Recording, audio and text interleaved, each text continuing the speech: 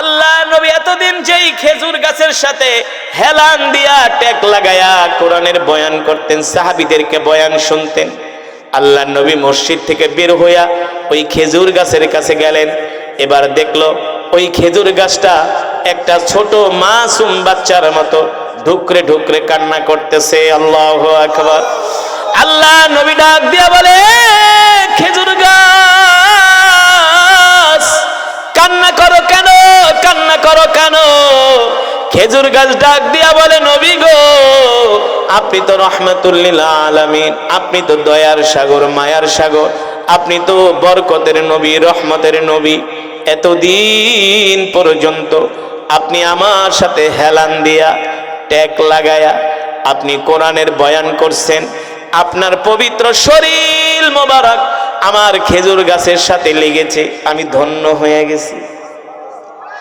আজ থেকে আপনার জন্য নতুন মেম্বার বানানো হয়েছে, বসার জায়গা বানানো হয়েছে, আসন বানানো হয়েছে। আজ থেকে আপনি মেম্বারে বসবেন, আপনি আমার সাথে হেলান দিবেন না, ট্যাগ লাগাবেন না। এই কষ্ট আমি খেজুর গাছ সইতে পারি না। আল্লাহর নবী বলে, কেন? বলে, আপনি দয়ার নবী, মায়ার নবী, আপনার পবিত্র শরীর মোবারক আমার খেজুর গাছের সাথে লেগেছে, আমি ধন্য হয়ে গেছি। আল্লাহু আকবার। ওগো নবী গো, আজ থেকে আপনি আমার সাথে ট্যাগ দিবেন না, হেলান দিবেন না। এই কষ্ট আমি সইতে পারি না, এই কষ্ট আমি সহ্য করতে পারি না। আল্লাহর নবী ডাক দিয়া বলে, খেজুর গাছ কান্না করিস না, কান্না করিস না। আমি তোর সাথে ওয়াদা করলাম, আমি যেই দিন জান্নাতে যাব সাথে করে আমি তোকে নিয়ে যাব। শোন, শুধু সাথে করে আমি তোকে জান্নাতে নিব না, জান্নাতের মধ্যে তোর থেকে খেজুর হবে, আর আমি নবী সেই খেজুর খাবো জান্নাতের মধ্যে। আল্লাহু আকবার। জোরে বলেন আল্লাহু আকবার। ও মুসলমান, যেই নবীর জন্য খেজুর গাছ কাঁদে, ঠিক কিনা বলে? যেই নবী জিহাদ নবী সাহাবীদেরকে ডাকলেন, প্রায় ১৫০০-এর মতো সাহাবী ছিল, তাদেরকে ডাকলেন, ও সাহাবীরা, মক্কার কাফেরেরা মদিনায় হামলা করবে, আমরা কিভাবে তাদেরকে প্রতিহত করতে পারি? সাহাবায়ে কেরাম সমস্বরে আওয়াজ দিলেন, ওগো আল্লাহর নবী, আমরা আপনার ডানে বামে সামনে পিছনে থেকে কাফেরদের সাথে লড়াই করব, আপনি এগিয়ে যান, আপনার সাথে আমরা আছি। সুবহানাল্লাহ বলেন। ও মুসলমান, বরকতের নবী, দয়ার নবী, মায়ার নবী মক্কার কাফেরদের সাথে লড়াই করার জন্য মদিনার চতুর্পাশে বড় বড় কূপ খনন করলেন, বড় বড় পরিখা খনন করলেন। সিরাতের কিতাবের মধ্যে আসছে, আল্লাহর নবী রহমাতুল লিল আলামিন, বরকতের নবী, দয়ার নবী, মায়ার নবী দ্বীনের জন্য এত কষ্ট করেছেন, ইসলামের জন্য এত কষ্ট করেছেন, আল্লাহর জমিনে দ্বীন কায়েমের জন্য এত কষ্ট করেছেন, জিহাদের ময়দানে গিয়েছেন। আল্লাহর নবীর পেটে খাবার নাই, আল্লাহর নবী সাহাবীদেরকে নিয়ে নিজের হাত দিয়া বড় বড় পরিখা গর্ত খনন করতেছেন, যাকে বলা হয় গেরিলা যুদ্ধ। আরে মিয়া, আজকে ভারত যে আমাদেরকে হুমকি দেয়, এই গেরিলা যুদ্ধ ওরা কোত্থেকে শিখছে? এই গেরিলা যুদ্ধের উদ্ভাবক হলেন আমার নবী। আমার নবী সেই 1450 বছর আগে বড় বড় পরিখা খনন করে মানুষদেরকে যুদ্ধের কৌশল শিখায় গেছেন। পৃথিবীতে আমেরিকার কাছে অ্যাটম বোম থাকতে পারে, দামি দামি এয়ারক্রাফট থাকতে পারে, ফাইটার জেট থাকতে পারে, ওই ফাইটার জেট দিয়া দেশ দখল করা যায় না। দেশ দখল করতে হলে স্থলপথে যুদ্ধ করতে হয়, আর স্থলপথের যুদ্ধের সবচেয়ে বড় যুদ্ধ হলো গেরিলা যুদ্ধ। যেই যুদ্ধগুলো মানুষ বড় বড় গর্ত খনন করে করে সেই গর্তের ভিতরে লুকায় থাকে, আর শত্রুপক্ষ আসলে তাদের উপরে অযাচিত হামলা করে, ঠিক কিনা বলেন? অতর্কিত হামলা করে। এই যুদ্ধের কৌশল আল্লাহর নবী রহমাতুল লিল আলামিন শিখায় গেছে। আল্লাহু আকবার। আল্লাহ তাআলা বলতেছেন, নবী, যারা মুমিন আপনি তাদেরকে বলে দেন তারা যেন নিরাশ না হয়, হতাশ না হয়। আমি আল্লাহ মুমিনের জান আল মালের বিনিময়ে আমার সুন্দর জান্নাতকে তাদের কাছে বিক্রি করে দিয়েছি। আল্লাহু আকবার। ইউকাতিলুনা ফি সাবিলিল্লাহি ফায়াকতুলুনা ওয়া ইউকতালুন। আল্লাহর নবীকে আল্লাহ তাআলা বলতেছেন, নবী, মুমিনরা কাফেরদের সাথে লড়াই করবে, মুমিনরা কাফেরদেরকে মারবে, কাফেরদেরকে হত্যা করবে, কাফেরদেরকে দুনিয়ার জমিন থেকে বিদায় করবে। এক পর্যায়ে মুমিনরা মারতে মারতে নিজেরাও আল্লাহর দ্বীনের জন্য শহীদ হবে। ঠিক কিনা বলেন? ওই উহুদ, ওই খন্দকের যুদ্ধে আল্লাহর নবী রাহমাতুল লিল আলামিন, দয়ার নবী, বরকতের নবী নিজের হাত দিয়া পরীক্ষা খনন করতেছেন। এক সাহাবী তাকায় দেখেন আল্লাহর নবীর শরীর থরথর করে কাঁপতেছে, ক্ষুধার যন্ত্রণায় আল্লাহর নবীর শরীর কাঁপাইতেছে। একজন সাহাবী জাবের রাদিয়াল্লাহু তাআলা আনহু দৌড়ায়া বাড়িতে গেলেন। কোথায় গেলেন? দৌড়ায়া বাড়িতে গেলেন। বাড়িতে যেয়ে তার স্ত্রীকে বললেন, স্ত্রী রে, দয়ার নবী, মায়ার নবী আমাদের সাথে যুদ্ধের ময়দানে পরীক্ষা খনন করতেছে, গর্ত খনন করতেছে, কিন্তু আমি দেখা বুঝতে পেরেছি আল্লাহর নবীর ক্ষুধার যন্ত্রণায় চেহারাটা শুকায় গেছে, চেহারাটা মলিন হয়ে গেছে। আমার দয়ার নবী আর পরীক্ষা খনন করতে পারছে না, নবী ক্লান্ত হয়ে গেছে, শ্রান্ত হয়ে গেছে। এই স্ত্রী, ঘরে কোনো খাবার আছে কিনা? স্ত্রী বলে, ঘরে কোনো খাবার নাই। এই কথা শুনা সাহাবী আবার দৌড়ায় আসছে যুদ্ধের ময়দানে। আয়েশা সাহাবীদেরকে বলতেছে, ভাইয়েরা তোমাদের কাছে কোনো খাবার আছে কিনা? আল্লাহর নবী অনেক ক্লান্ত। সাহাবীরা বলে, আমার ঘরেও কোনো খাবার নাই। আবার দৌড়ায় সাহাবী জাবের রাদিয়াল্লাহু তাআলা আনহু বাড়িতে গেছে, যে স্ত্রীকে বলে, স্ত্রী রে, দেখো ঘরে কোনো খাবার আছে কিনা? জাবের রাদিয়াল্লাহু তাআলা আনহুর স্ত্রী বলেন, কার জন্য খাবার নিবা? বলে, আল্লাহর নবীর জন্য। জাবের রাদিয়াল্লাহু তাআলা আনহুর স্ত্রী বলে, স্বামী গো, চিন্তা করো না, যেই নবী প্রাণের নবী, দয়ার নবী, আল্লাহর জমিনে আল্লাহর দ্বীন কায়েমের জন্য না খায়া যেই নবী জিহাদের জন্য প্রস্তুতি নিচ্ছেন, প্রয়োজনে আমি আমার ঘরের যা আছে সব কিছু আল্লাহর নবীর জন্য দিয়া দিব। আল্লাহু আকবার। যেমন সাহাবী তেমন তার স্ত্রী। জাবের রাদিয়াল্লাহু তাআলা আনহু বললেন, কি দিবা?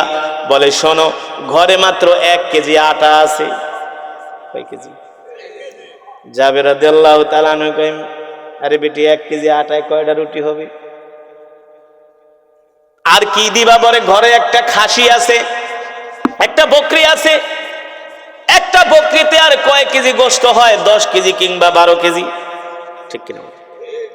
জাবের রাদিয়াল্লাহু তাআলা আনহু বলে, তাহলে যে গোশত আছে এই গোশতে হয়, কিন্তু রুটিতে তো হয় না। আল্লাহু আকবার। জাবের রাদিয়াল্লাহু তাআলা আনহু বলল, ঠিক আছে স্ত্রী, তুমি বকরিটা জবাই করে রান্না করো, আর রুটিগুলো বানাতে রেডি করো, খাবার তৈয়ার করে দাও। আমি দয়ার নবী, মায়ার নবীকে দাওয়াত দিয়ে আসি। আল্লাহু আকবার। যেই নবীর সম্বন্ধে আল্লাহ তাআলা কোরআনুল কারীমে বলেছেন, ওয়ামা আরসালনাকা ইল্লা রাহমাতাল লিল আলামিন। আল্লাহু আকবার। যেই নবীকে আল্লাহ তাআলা বলেছেন, নবী আপনি হলেন সমগ্র বিশ্ববাসীর জন্য রহমত। সুবহানাল্লাহ বলেন। আপনি হলেন সমগ্র বিশ্ববাসীর জন্য বরকত। সেই দয়ার নবী, মায়ার নবী, রাহমাতুল লিল আলামিন নিজের হাতে পরীক্ষা খনন করতেছেন। যে নবী সম্বন্ধে আল্লাহ তাআলা কোরআনে বলছেন, মা কানা মুহাম্মাদুন আবা আহাদিম মির রিজালিকুম ওয়ালাকির রাসূলুল্লাহি ওয়া খাতামান নাবিয়্যিন। এ দুনিয়ার মানুষ, আমি আল্লাহ তোমাদের জন্য যেই নবী পাঠাইলাম, এই নবী হলো শেষ নবী। কবুল করুন, বলি আমিন। আরে জোরে সরে বলি আমিন। এবার সাহাবী জাবের রাদিয়াল্লাহু তাআলা আনহু আল্লাহর নবীর কাছে আসলেন। আয়েশা বললেন, ওগো নবীজি, আজকে দুপুর বেলা আমার বাড়িতে আপনার দাওয়াত।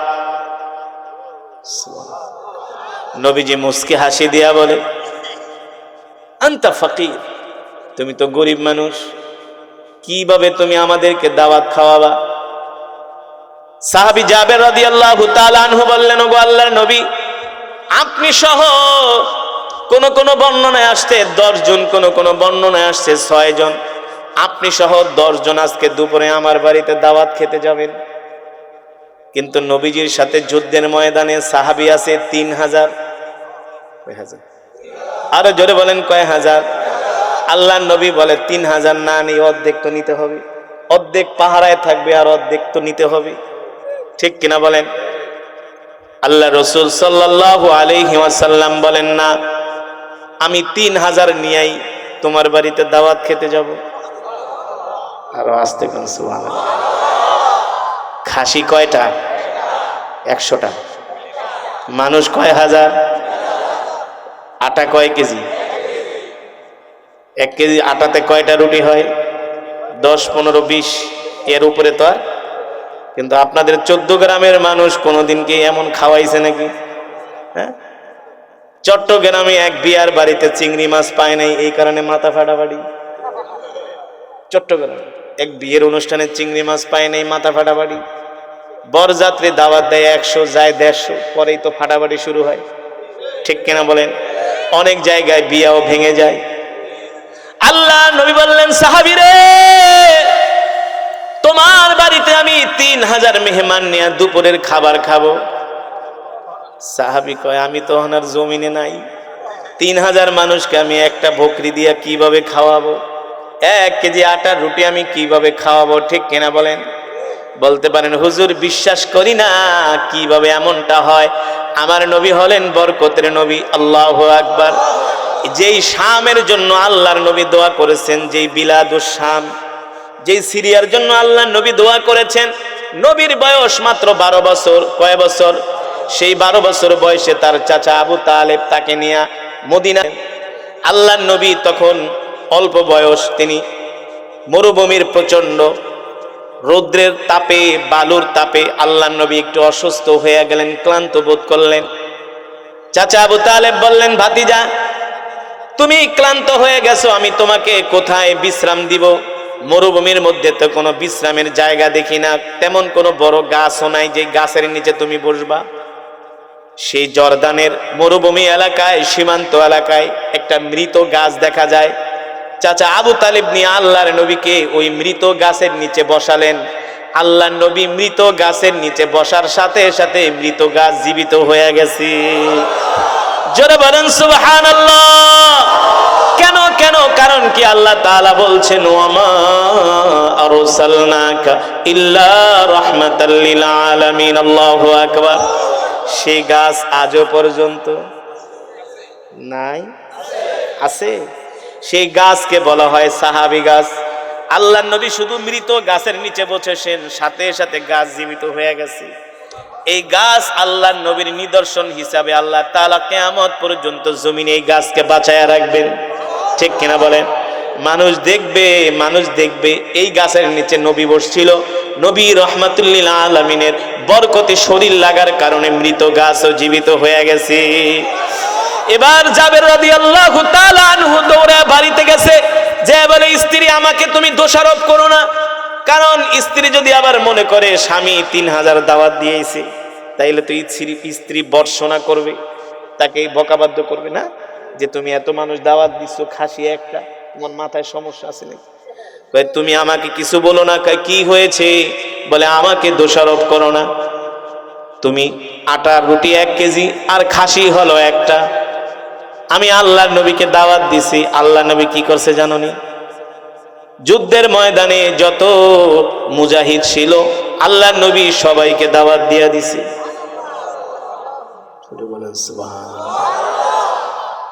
স্ত্রী বলতেছে, প্রাণের স্বামী গো, চিন্তা করবেন না, ভয় করবেন না, শঙ্কিত হবেন না, আতঙ্কিত হবেন না। যদি আল্লাহর নবী তার বরকতি জবান দিয়ে দাওয়াত দিয়া থাকে, আমার বিশ্বাস আসমানের মালিক তার হাবিবকে লজ্জিত করবে না। এবার জোহরের নামাজ পড়ে আল্লাহ নবী 3000 সাহাবী সহ জাবের রাদিয়াল্লাহু তাআলা আনহুর বাড়িতে দাওয়াত খেতে যাচ্ছেন। আমার নবী সাল্লাল্লাহু আলাইহি ওয়াসাল্লামের ইজ্জত মানে আল্লাহর ইজ্জত। ঠিক কিনা বলে? কারণ আমার নবী হলেন আল্লাহর বন্ধু। ঠিক কিনা বলে? আল্লাহ তাআলা বলে, হাবিব গো, এই দুনিয়াতে যত নবী পাঠাইছি সবাই আমার সাথে বন্ধুত্ব করছে। হাবিবুল্লাহ, খলিলুল্লাহ, ঠিক কিনা বলেন? ঈসা রূহুল্লাহ, আদম সফিউল্লাহ, মূসা কালিমুল্লাহ। আল্লাহু আকবার। এই দুনিয়াতে আমি যত পয়গম্বর পাঠাইছি সবাই আমার সাথে এসে দোস্তি করছি, কিন্তু আমি আল্লাহ আগ বাড়ায়া আপনার সাথে বন্ধুত্ব করেছি। আমি আল্লাহ বলেছি, হাবিব আমি আপনার সাথে দোস্ত করতে চাই, আমি আপনার সাথে দোস্তি করতে চাই, বন্ধুত্ব করতে চাই। আল্লাহু আকবার। এই নবীকে কখনো রব বেইজ্জতি করে নাই, করবেও না। জাবের রাদিয়াল্লাহু তাআলা আনহুর স্ত্রী বলে, স্বামী গো, যদি আল্লাহর নবীর জবান দিয়া দাওয়াত দিয়া থাকে আপনি চিন্তা করবেন না, অবশ্যই আসমানের মালিক জমিনের মালিক অবশ্যই তার হাবিবের ইজ্জত রক্ষা করবে, এতে কোনো সন্দেহ। এবার আল্লাহর নবী 3000 মেহমান নিয়ে জাবের রাদিয়াল্লাহু তাআলা আনহুর বাড়িতে হাজির। কোন কোন বর্ণনায় 1500, কোন বর্ণনায় 3000, কিন্তু অধিক বর্ণনা হলো 3000। 3000 সাহাবী নিয়ে আল্লাহর নবী জাবের রাদিয়াল্লাহু তাআলা আনহুর বাড়িতে হাজির। এবার সাহাবীর চেহারার দিকে তাকায় আল্লাহর নবী বুঝতেছেন যে তার প্যালপিটেশন হয়ে যাচ্ছে। চিন্তা লাগে না, এত মানুষকে কেমনে খাওয়াবে, কিভাবে? এটা তো সম্ভব না। হাড্ডিও তো এক একজন ভাগে পাবে না, গোস্ত তো দূরের কথা, জোলও পাবে না, ঠিক কিনা বলে? আল্লাহর নবী ডাক দিছে, তাআলাও ইয়া জাবের, এদিকে আসো। কি চিন্তা করতেছো? জাবের রাদিয়াল্লাহু তাআলা আনহু মুস্কি হাসি দিয়া বলে, না গো আল্লাহর নবী, চিন্তা করি না, আপনি আছেন, আমার রব আছে। তার কি কোনো চিন্তা আছে নাকি? জোরে বলেন হাসবুনাল্লাহু ওয়া নি'মাল ওয়াকিল, নি'মাল মাওলা ওয়া নি'মান নাসির। আসমানের মালিক জমিনের মালিক আরশের মালিক ডাক দিয়া বলেন যে আমার উপর ভরসা করে, আমার উপর ভরসা করে, আমি আল্লাহ তার জন্য যথেষ্ট হয়ে যাই। আল্লাহর নবী রাহমাতুল লিল আলামিন ডাক দিয়ে বলে, জাবের এদিকে আসো, চিন্তা করো না, টেনশন করো না। তুমি ভাবতেছো এত মানুষকে তুমি কিভাবে খাওয়াইবা? খাওয়াবা তুমি না, খাওয়াবেন কি? জোরে বলেন। যাও গোস্তের পাত্রটা নিয়ে আসো, রুটির পাত্রটা নিয়ে আসো। এবার জাবের রাদিয়াল্লাহু তাআলা আনহু আল্লাহর নবীর সামনে গোস্তের পাত্র আর রুটির পাত্র হাজির করলেন। আল্লাহর নবী বিসমিল্লাহ বইলা পাত্রের উপরে হাত দিলেন। হাত দিয়া বললে, যাও তুমি তোমার স্ত্রীকে বলবা যারা এই গোস্তগুলো বেড়ে দিবে, রুটিগুলো বেড়ে দিবে, তারা যাতে ঢাকনা না উঠায়। পুরোপুরি ঢাকনা উঠাবে না, অর্ধেক উঠাবে, আর শুধু বাড়তে থাকবে। জোরে কোন আল্লাহু আকবার, আরে জোরে বলি আল্লাহু আকবার। এইভাবে করে অর্ধেক ঢাকনা উঠায়, আর গোস্ত বাড়তেছে, রুটি বাড়তেছে, খাচ্ছে খাচ্ছে জোহর থেকে আসর পর্যন্ত। লাকাদ জাআকুম রাসূলুম মিন আনফুসিকুম আজিজুন আলাইহি মা আনিতুম হারিসুন আলাইকুম বিল মুমিনিনা রাউফুর রহিম। আল্লাহু আকবার। فإن تولوا فقل حسبي الله لا إله إلا هو عليه توكلت وهو رب العرش العظيم। الله أكبر। আল্লাহ রাব্বুল আলামিন ডাক দিয়া বলেন, নবী দুনিয়ার মানুষদেরকে বলে দেন, এ দুনিয়ার মানুষ, আমি আল্লাহ তোমাদের মধ্য থেকে তোমাদের জন্য এমন একজন নবী পাঠাইছি, যেই নবী কিনা তার জীবনের চেয়েও তোমাদেরকে ভালোবাসে। শুধু তার জীবনের চেয়ে না, তার পরিবারের চেয়েও তোমাদেরকে ভালোবাসে। আল্লাহু আকবার। শুধু তার পরিবারের চেয়ে না, তার সন্তানের চেয়েও তোমাদেরকে ভালোবাসে। আল্লাহু আকবার। দেখেন নবী আগে না খাওয়ায়া সাহাবীদেরকে, ঠিক কিনা বলে? নবীজি আগে খায় নাই, আগে সাহাবীদেরকে খাওয়াইছে। এবার খাওয়ানোর পরে বলে, এ সাহাবী জাবের, এবার আমার জন্য খাবার নিয়ে আসো। এবার সাহাবী জাবের রাদিয়াল্লাহু তাআলা আনহু আল্লাহর নবীর জন্য খাবার আনলেন। আল্লাহর নবী পরিতৃপ্ত হয়ে খেলেন। আল্লাহর নবী খাবার পরে বললেন, জাবের তোমরা তো খাও নাই? বলে, না খাই নাই। তুমিও খাবা, তোমার স্ত্রী, তোমার সন্তানরাও খাবে। আর জোরে বলেন সুবহানাল্লাহ। এবার জাবের রাদিয়াল্লাহু তাআলা আনহু নিজে খেলেন, তার স্ত্রীকেও খাওয়াইলেন। খাওয়ানোর পরে আল্লাহর নবী ডাক দিয়া বলে, জাবের যাও, এবার বিসমিল্লাহ বলে গোস্তের ঢাকনাটা উঠাও, রুটির ঢাকনাটা উঠাও। কি অবস্থা? আল্লাহর নবী যেভাবে বলেছেন, জাবের রাদিয়াল্লাহু তাআলা আনহু ঠিক সেভাবে গোস্তের ঢাকনাটা উঠালো, রুটির ঢাকনাটা উঠালো। এবার আল্লাহ নবীর সামনে আসলেন। আল্লাহ নবী জিজ্ঞেস করেন, এ জাবের কি অবস্থা গোস্তের, কি অবস্থা রুটির? জাবের রাদিয়াল্লাহু তাআলা আনহু বললেন, ফিদাকা আবি ওয়া উম্মি ইয়া রাসূলুল্লাহ, ওগো নবীজি আপনার জন্য আমার মা বাবা কোরবান হয়ে যাক, আপনার জন্য আমি কোরবান হয়ে যাই। আপনি রহমতের নবী, আপনি বরকতের নবী। আল্লাহর কসম কইরা বলি, যেমন গোশত তেমন আছে, যেমন রুটি তেমন আছে, এক ফোঁটাও কমে না। জোরে বলেন আল্লাহু আকবার। সেই নবীর উম্মত আমরা খুশি নাকি বেজার? আর জোরে বলি আল্লাহু আকবার। ও মুসলমান, আমরা এমন এক নবীর উম্মত, আমরা আল্লাহ ছাড়া কাউকে ভয় পাই না, ঠিক কিনা বলেন? শুধু এখানেই নবীর বরকত শেষ না রে মুসলমান, এখানেই শেষ না। আল্লাহর নবী যখন মসজিদে নববীতে কোরআনের বয়ান করতেন, আল্লাহর নবী যখন মক্কা থেকে হিজরত করে মদিনায় গেলেন, আল্লাহর নবী প্রথম তিনি মসজিদে নববীতে নিচে বৈশা বয়ান করতেন। দিনে দিনে শুধু মুসলমান বাড়তেছে, দিনে দিনে শুধু মুসলমান বাড়তেছে, মুসলমানের সংখ্যা বাড়তেছে। সাহাবায়ে কেরাম এসে বললেন, আলহামদুলিল্লাহ, ইমানদার মুসলমান সমস্ত প্রশংসা কার জন্য? আরো জোরে বলুন, একমাত্র মহান রব্বুল আলামিনের জন্য, যিনি আমাদেরকে সৃষ্টি করেছেন, ঠিক কিনা বলেন? মুসলমান, আমি কোরআনুল কারীমের তেলাওয়াত দীর্ঘক্ষণ সময় করেছি, শুনেছেন তো? কোরআন পড়েছে, শুনেছেন তো? হৃদয়ের কান দিয়ে শুনেছেন? যদি শুনে থাকেন, এক এক হরফে 10টি করে নেকি পেয়েছেন। আর জোরে বলেন সুবহানাল্লাহ। এই মজমায় যারা আসছেন সকলেই এক খতম করে করে কোরআনুল কারীমের সওয়াব পেয়েছেন। সবাই মিলে এক খতম না, এক একজন। তাহলে আজকের মাহফিলে কয়েক হাজার খতমে কোরআনের সওয়াব হয়েছে, ঠিক কিনা বলেন? এই ছোট্ট বাচ্চা মাসুম যে কিছু বোঝে না, সেও শুনছে, সেও এক খতম কোরআনুল কারীমের সওয়াব পেয়েছে।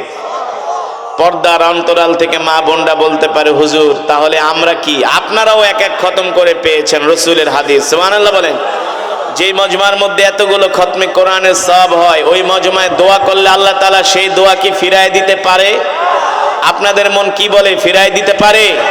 তাহলে আজকে আমরা শেষ মোনাজাত দিয়া বাড়িতে যাব তো ইনশাআল্লাহ?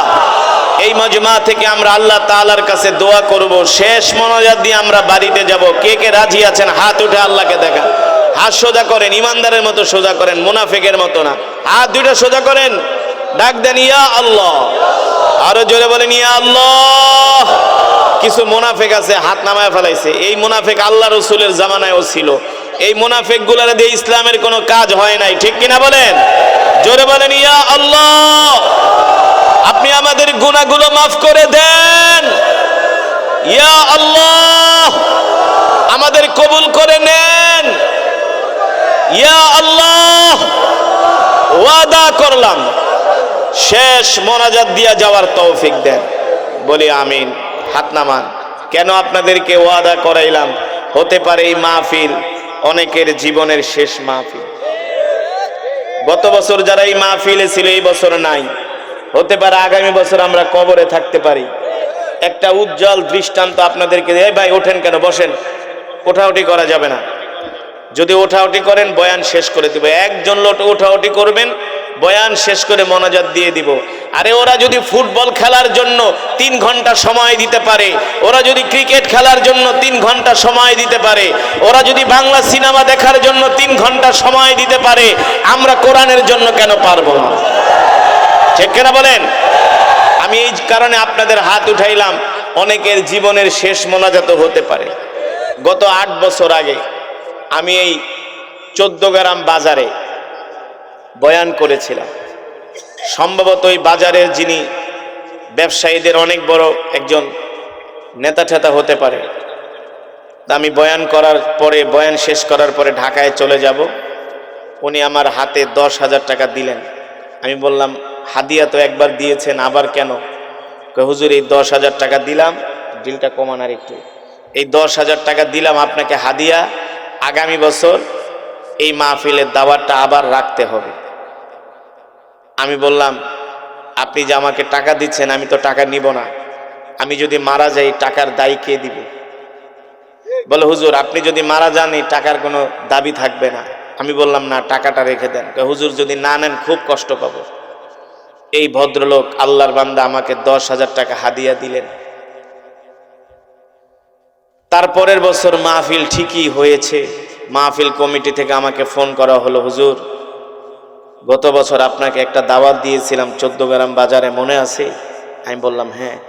আমাকে তো এক ভদ্রলোক ব্যবসায়ী 10,000 টাকাও হাদিয়া দিছে। বলে হুজুর ওই আল্লাহর বান্দা আর দুনিয়াতে বেঁচে নাই, আপনি মাহফিলে আইসা আপনি আর তাকে পাবেন না, সে ইন্তেকাল করছে।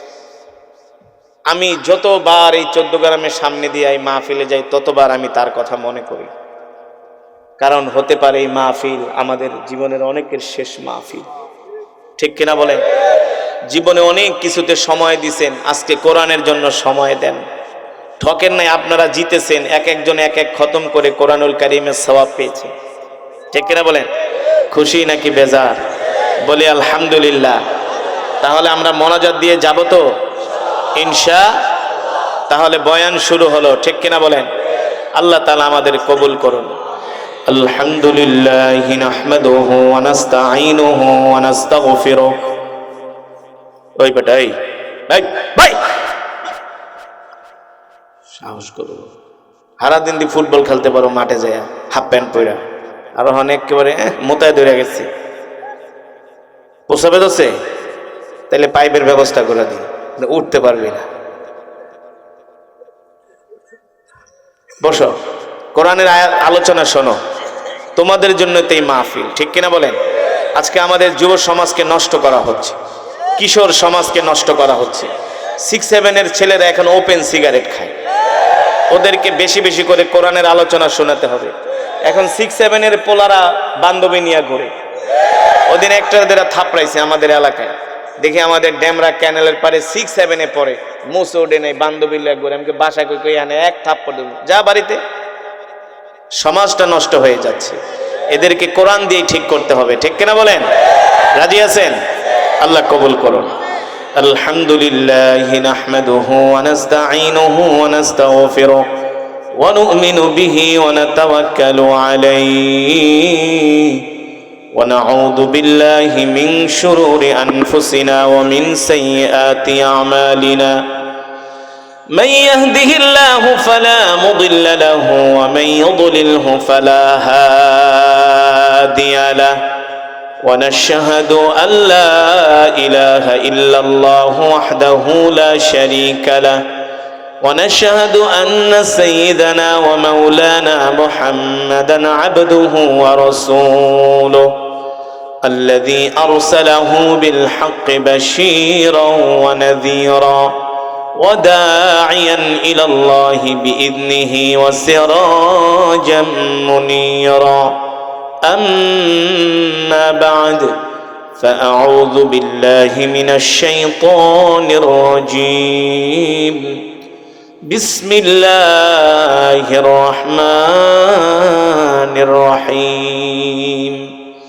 إن الله اشترى من المؤمنين أنفسهم وأموالهم بأن لهم الجنة يقاتلون في سبيل الله فيقتلون ويقتلون وعدا عليه حقا في التوراة والإنجيل والقرآن ومن أوفى بعهده من الله فاستبشروا ببيعكم الذي بايعتم به وذلك هو الفوز العظيم.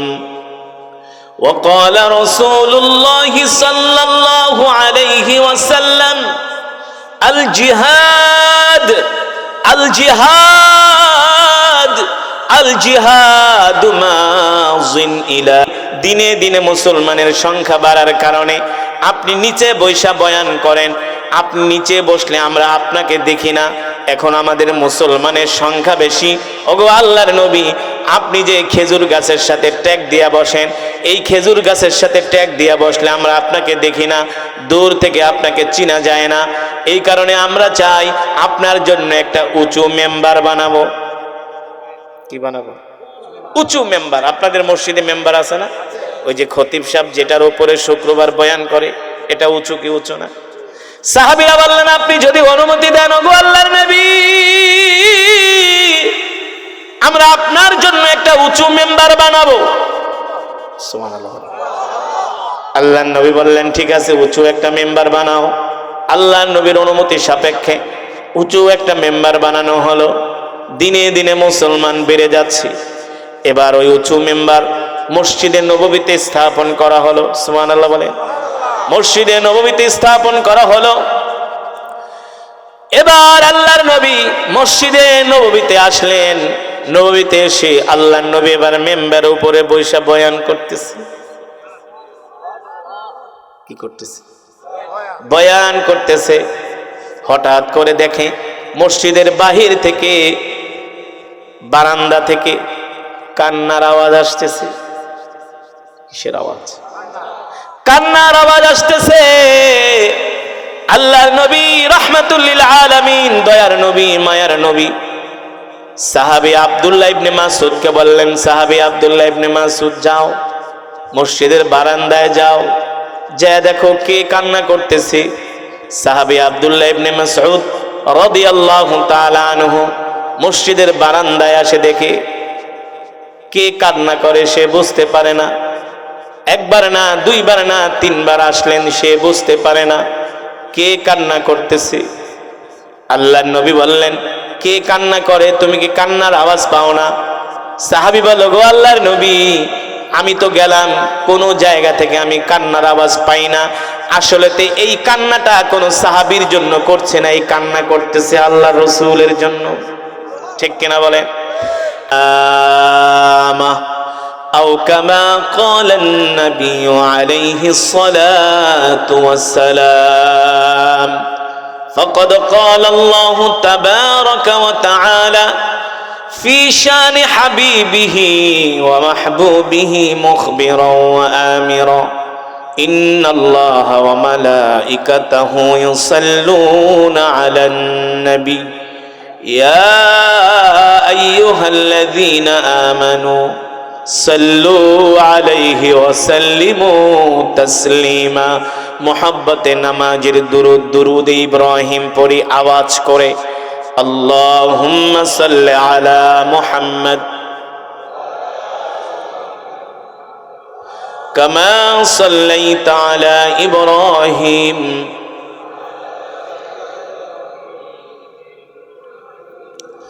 আওয়াজ হয় না। আমি একা একা কেরাত পড়া স্টেজ প্যান্ডেল কাঁপাই, আর আপনারা হাজার হাজার মানুষ, কি আওয়াজ! আরে ঘরে বউর সাথে ঝগড়া করার সময় তো এর চেয়ে বেশি আওয়াজ হয়।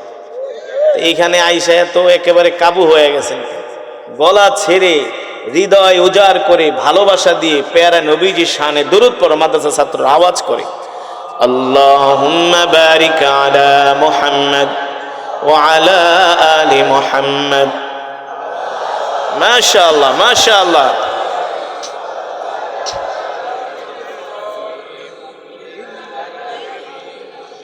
বালাগাল উলা বিকামালিহি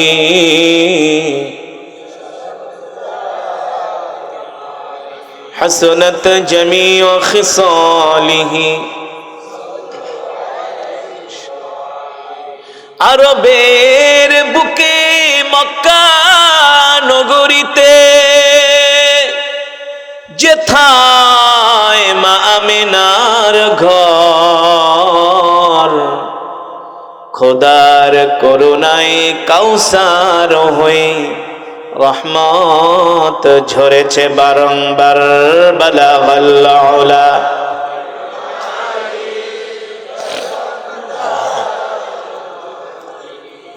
হাসনাত জামিউ খিসালিহি।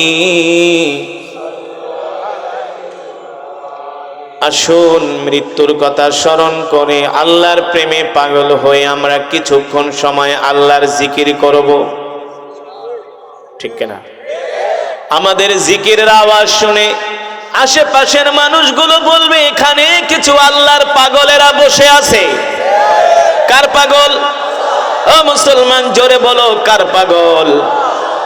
আমরা দুনিয়ার পাগল হতে চাই না, সম্পদের পাগল হতে চাই না, নারীর পাগল হতে চাই না, বাড়ির পাগল হতে চাই না, ক্ষমতার পাগল হতে চাই না, আমরা আল্লাহর পাগল হতে চাই।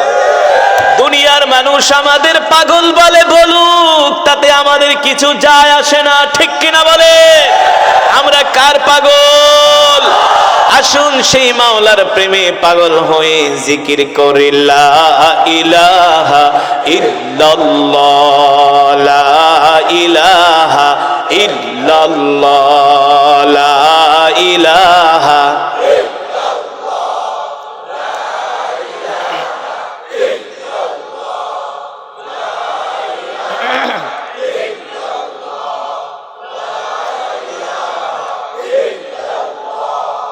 লা ইলাহা ইল্লাল্লাহ, লা ইলাহা ইল্লাল্লাহ, লা ইলাহা ইল্লাল্লাহ, লা ইলাহা।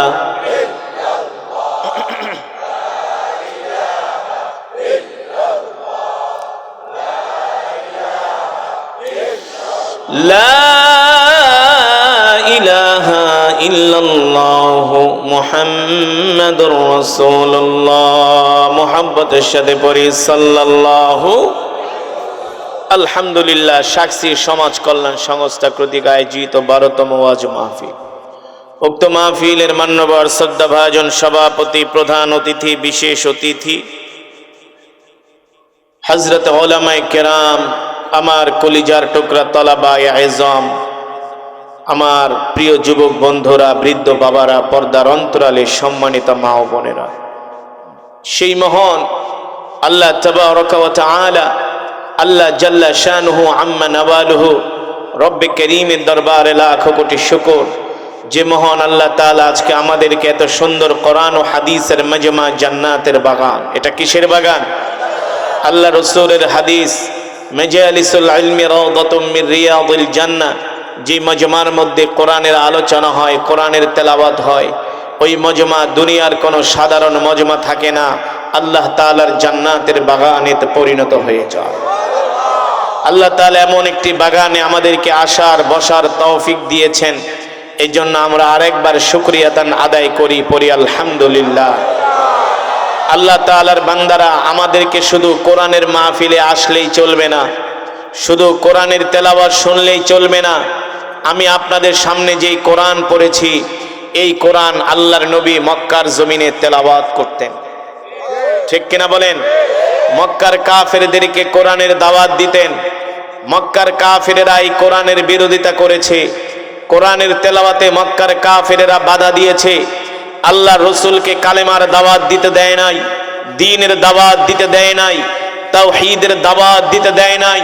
মক্কার কাফেররা তাওহীদকে অস্বীকার করেছে, আল্লাহর নবীকে নবী বলে অস্বীকার করেছে, আল্লাহ তাআলার দেওয়া রিজিক খেয়ে তারা আল্লাহ তাআলার সাথে নাফরমানি করেছে। সেই মহান আসমানের মালিক, জমিনের মালিক, একচ্ছত্র ক্ষমতার মালিক তার হাবিবকে ডাক দিয়া বললেন, হাবিব আপনি কোরআন পড়েন। মক্কার কাফেররা কোরআন তেলাওয়াতে বাধা দেয়, আপনি মক্কার কাফেরদেরকে উদ্দেশ্য করে বলে দেন, বুক উঁচু করে ঘোষণা করে দেন, মক্কার কাফেরদেরকে ভয় পাবেন না, কারণ আপনার হায়াতের মালিক মক্কার কাফের নয়, আপনার হায়াতের মালিক আমি আল্লাহ। আপনার রিজিকের মালিক মক্কার কাফেররা নয়, আমি আপনার রিজিকের মালিক, ঠিক কিনা বলেন? আলা লাহুল খালকু ওয়াল আমর, তাবারাকাল্লাহু রাব্বুল আলামিন। ও আমার হাবিব, আপনি মক্কার সুপার পাওয়ারদের সামনে বুক উঁচু করে ঘোষণা করে দেন, এ মক্কার কাফেরেরা তোমরা শুনে রাখো, আসমানের মালিক আল্লাহ, জমিনের মালিক আল্লাহ, একচ্ছত্র ক্ষমতার মালিক আল্লাহ, বিশাল সাম্রাজ্যের মালিক আল্লাহ। আমি আল্লাহর সেই পয়গম্বর প্রেরিত রসুল, আমি তোমাদের সামনে ঘোষণা করতেছি, আলা লাহুল খালকু ওয়াল আমর, তাবারাকাল্লাহু রাব্বুল আলামিন। যেই আল্লাহ আসমান সৃষ্টি করেছেন, যেই আল্লাহ জমিন সৃষ্টি করেছেন, আজ থেকে ঘোষণা করে দিলাম, আমি মুহাম্মদ ইবনে আব্দুল্লাহ, আজ থেকে আসমান যার আইন চলবে তার, জমিন যার বিধান চলবে তার। আল্লাহর জমিনে কোনো তন্ত্র মন্ত্র চলতে দেওয়া যাবে না, আল্লাহর জমিনে কোনো কুফরি মতবাদ। আল্লাহর নবীকে শুধু আমরা মুখে মুখে ভালোবাসি, ঠিক কিনা বলেন? আল্লাহর নবীকে কিছু মুসলমান আছে বছরে একদিন ভালোবাসে, আছে কি আছে না? শুধু জিলাপি খায়া ভালোবাসে। সিন্নি খায়া ভালোবাসে, শুধু বছরে একদিন ঈদে মিলাদুন্নবীর দিন ভালোবাসে, ঠিক কিনা বলেন? শুধু বছরে একদিন আল্লাহ নবীকে ভালোবাসলে হবে না। যেই নবী আমাদেরকে পথ দেখায় গেছেন, যেই নবী আমাদেরকে জিহাদ শিক্ষা দিয়েছেন, আমরা যতদিন বাঁচবো আল্লাহর নবীর আদর্শ চরিত্র অনুযায়ী বাঁচবো, ঠিক কিনা বলেন? আল্লাহর নবী আমাদেরকে যেই জিহাদ শিখায় গেছেন, আল্লাহর জমিনে দ্বীন কায়েমের জন্য প্রয়োজন হলে আমরা সবাই জিহাদ করব, ঠিক কিনা বলেন? কে কে জিহাদ করতে রাজি? মাশাআল্লাহ মাশাআল্লাহ মাশাআল্লাহ, হাত নামান। জিহাদ যে করবেন, নামাজি তো ঠিক মতো পড়েন না, কথা কয় না, কথা কয় না। আমি যদি বলি আজকে কয়জনে 5 ওয়াক্ত নামাজ পড়ছেন, এখানে দেখা যাবে 100-র মধ্যে মাত্র 10% নামাজ পড়ছে। হ্যাঁ, গত 2 বছর আগে আমি এই চাঁদপুর চিনেন তো? চাঁদপুরে একটা থানা আছে মতলব, ওখানে এক জায়গায় বয়ান করতে গেছি। এখন মাহফিল কমিটি আমাকে বলে, হুজুর আজকে এমন কেরাত পড়বেন যাতে মাইকের ইউনিট কাটটা যায়। আমি কই এটা আবার কেমন কথা? আপনি আমাদের পাশের ইউনিয়নে আসছিলেন, ওই মাহফিলে কেরাত পড়া মাইকালার 12টা ইউনিট কাটছে। আমি কই তোমরা কি খুশি হয়েছো? কই অনেক খুশি হয়েছে। কেন? এমন কেরাতে টান দেন ইউনিট কাটটা যায়। হুজুর আজকে এমন কেরাত পড়বেন যাতে মাইকের তার ঠার ছিঁড়া যায়।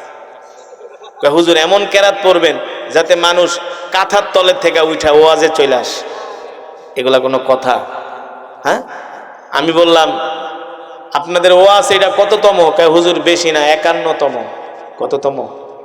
51 বছর ধরে ওয়াজ করে। হুজুর এই ওয়াজে বাংলাদেশের এমন কোনো বক্তা নাই যে আসে নাই, সবাই আসছে 50 বছরে, সব বড় বড় বক্তারা আসছে। তো এই বছর আপনারা দাওয়াত করছি খুব শখ কইরা, এমন কেরাত পড়বেন যাতে এলাকার মানুষ পাগল হয়ে যায়। আমি কি পাগল হইলে তো তাইলে আবার পাপ না নিতে হইব, ঠিক কেনা বলেন? কয় না ওই পাগল না, কোরআনের পাগল। আমি কই মাশাআল্লাহ। ইমাম সাহেব আমার পাশে বসে রয়েছে। আমি কই ইমাম সাহেব এলাকার মানুষ কেমন ওয়াজ শোনে? কয় হুজুর খুব ওয়াজ শোনে, খুব। আমি কই মাশাআল্লাহ, তাই তো ভালো। তো দেখতেছি খিচুড়ি রাঁধতেছেন। কয় হুজুর বেশি না, 10টা গরু জবাই করছি, খিচুড়ি 50,000 মানুষে খাওয়ান। কয় হাজার? 50,000। আমি কি মাশাআল্লাহ। সেক্রেটারি আয়গা, হুজুর আপনি যদি সারা রাত ওয়াজ করেন, মানুষ সারা রাত ওয়াজ শুনবো। আমি কি তাহলে তো ভালোই ওয়াজ শোনে আপনাদের এলাকার মানুষ। ইমাম সুকে, হুজুর বোঝেন না, আমার এলাকার মানুষ খুব ধার্মিক। আমি কি হ্যাঁ, আপনার মসজিদ দিকেই তো বোঝা যাইতেছে। গ্রামের মসজিদে এসি লাগাইছে। কি লাগাইছে? এসি লাগাইছে। আমি বলি হ্যাঁ, আপনার গ্রামের মসজিদে এসি লাগাইছেন, বেশ, খুব ভালো কথা। তো ইমাম সাহেব মাহফিলে তো ভালো লোক হয়, আপনার মুসল্লিরা খুব নামাজ পড়ে, কইলেন খুব বয়ান শোনে, মাশাআল্লাহ, ভালো কথা। তো ইমাম সাহেব আপনার মসজিদে জুমার নামাজে কেমন মুসল্লি হয়? হুজুর একটা কথা কইলেন। জুমার নামাজে ওযু খানায়ও জায়গা দেওয়া যায় না। জুমার দিন মসজিদে ছাদে পর্যন্ত নামাজ পড়ে। আমি বলি মাশাআল্লাহ।